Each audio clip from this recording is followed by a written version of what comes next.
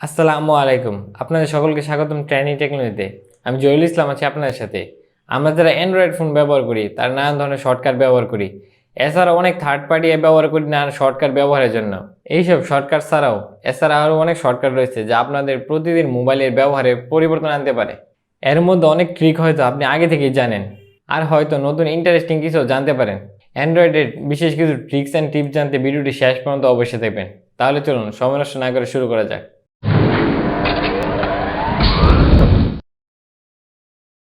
প্রথমে কথা বলা যাক জিবোর্ড নিয়ে। আপনার মোবাইলের ডিসপ্লে বড় থাকার কারণে আপনি যে কর্নার পর্যন্ত বুঝতে পারতেছেন না, এক হাতে মোবাইল ফোন ব্যবহার করতে চান, তাহলে আপনার জিবোর্ড অনেক কাজে দেবে। তাহলে আপনি সার্চ অপশনে টাচ করবেন এবং এটি ছোট হওয়ার একটি অপশন দেখাবে। যখন আপনি এটা টাচ করবেন এবং এটা ছোট হয়ে যাবে। আর আপনি যদি ফুল ফ্লোটিং কিবোর্ড চান, তাহলে আপনার উপরের 3টি ডটে টাচ করবেন এবং ফ্লোটিং উইন্ডোজ অপশনে টাচ করলেই আর আপনি কিবোর্ডটাকে ফ্লোটিং করতে পারবেন।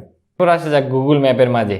আপনি ডাবল টাচ করে জুম ইন হন বা দুই হাতের আঙুল দিয়ে জুম ইন বা জুম আউট হন। এছাড়াও একটা জুম ইন জুম আউটের অপশন রয়েছে। আপনি ডাবল ট্যাপ করে ধরে রাখবেন, তখন আপনি এভাবে জুম ইন বা জুম আউট হতে পারবেন। এটা খুবই সহজ। গুগলের জিবোর্ড বা গুগল কিবোর্ড আপনাদের নিজস্ব ছবির সাহায্যে ইমোজি তৈরিতে সহযোগিতা করে আপনার ফোনের মাঝে। যদিও এটা এত পারফেক্ট নয় আইফোনের মতো।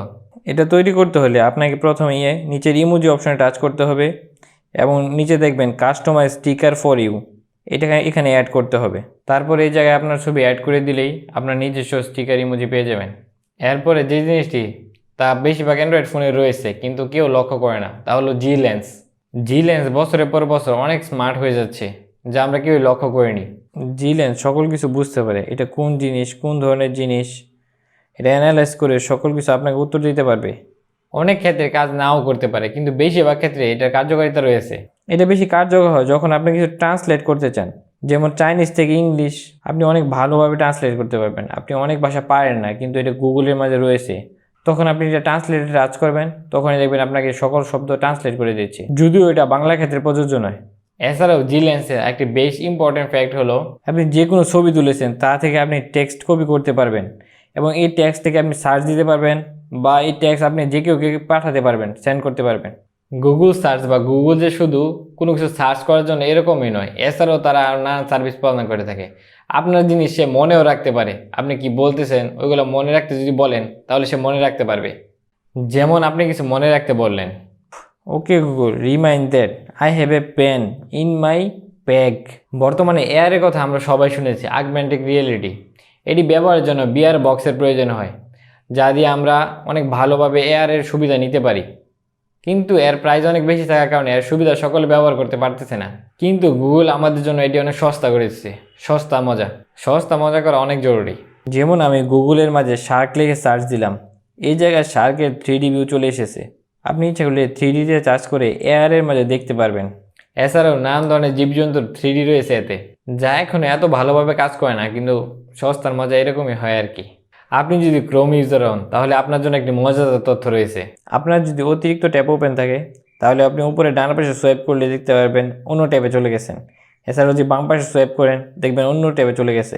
এগুলো হলো ছোট ছোট মজাদার কিছু জিনিস যা আপনার ব্যবহারের এক্সপিরিয়েন্স অনেক বেশি বেটার করবে। আপনি যদি গুগল ক্রোমকে আরও প্রোডাক্টিভ ওয়েতে ব্যবহার করতে চান, তাহলে আপনার 2টি অ্যাপ একসাথে যদি ওপেন থাকে আর আপনি যদি একটা থেকে কপি করে নিয়ে অন্যটাতে ড্রপ করতে চান, তাহলে তাও আপনি করতে পারবেন আপনার ইচ্ছা মতো। আপনি যদি গুগল অ্যাসিস্ট্যান্টকে মজাদার বা ফানি টাইপের কিছু বলতে বলেন, তাহলেও সে ওইটা বলতে পারবে। প্রথম আপনাকে বলতে হবে, okay Google tell me something funny. মাঝে মাঝে আপনি কিছু ইন্টারেস্টিং জোক জানতে পারবেন, যা আপনি আপনার ফ্রেন্ডের কাছেও শেয়ার করতে পারেন। এটি কিছুটা পাগলামি টাইপের মনে হতে পারে, কিন্তু এটা একটি মজাদার জিনিস যে গুগল অ্যাসিস্ট্যান্ট আপনাকে মজাদার জোক শোনাচ্ছে। আপনি যদি গুগল কিবোর্ড ব্যবহার করেন, তাহলে আপনার জন্য একটি মজাদার তথ্য রয়েছে। আপনি যে কোনো জিনিস টাইপ করছেন, তখন আপনার মনে হয়েছে যে প্রথম অক্ষরটি ক্যাপিটাল লেটার হওয়া উচিত ছিল।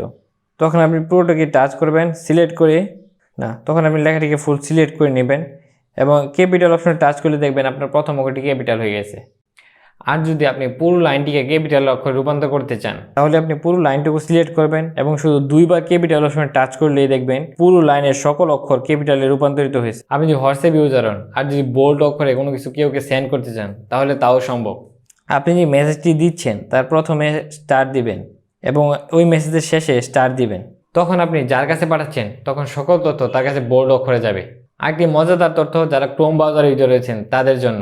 যারা ক্রোম ব্রাউজার ব্যবহার করেন তারা যে কোনো ওয়েবসাইটকে পিডিএফে রূপান্তর করতে পারবেন। এই জন্য আপনাকে প্রথমে উপরের 3টি ডটে টাচ করতে হবে এবং নিচে শেয়ার অপশনে টাচ করবেন, তখন প্রিন্ট অপশনে টাচ করবেন, আর উপরে প্রিন্ট অপশনে গিয়ে সেভ অ্যাজ পিডিএফে টাচ করবেন, তখন এটিকে সেভ করে ফেলবেন। তখন আপনি এই ওয়েবসাইটে পুরো পিডিএফ ফরম্যাটটি পেয়ে যাবেন। তাছাড়াও আপনি চাইলে কোন পেজটি আপনার পিডিএফ করা দরকার তাও আপনি সিলেক্ট করতে পারবেন, ওইটি উপরে অপশনে রয়েছে। আপনার যদি ভিডিওটি ভালো লেগে থাকে তাহলে লাইক করুন এবং চ্যানেলটিতে নতুন হয়ে থাকলে সাবস্ক্রাইব করুন। আর যদি কোনো সমস্যা পেয়ে থাকেন তাহলে কমেন্ট করে জানাবেন অবশ্যই। আপনার সাথে দেখা হবে নতুন কোনো ভিডিওতে, নতুন কোনো বিষয় নিয়ে। সম্পূর্ণ ভিডিওটি দেখার জন্য আপনাকে অনেক ধন্যবাদ।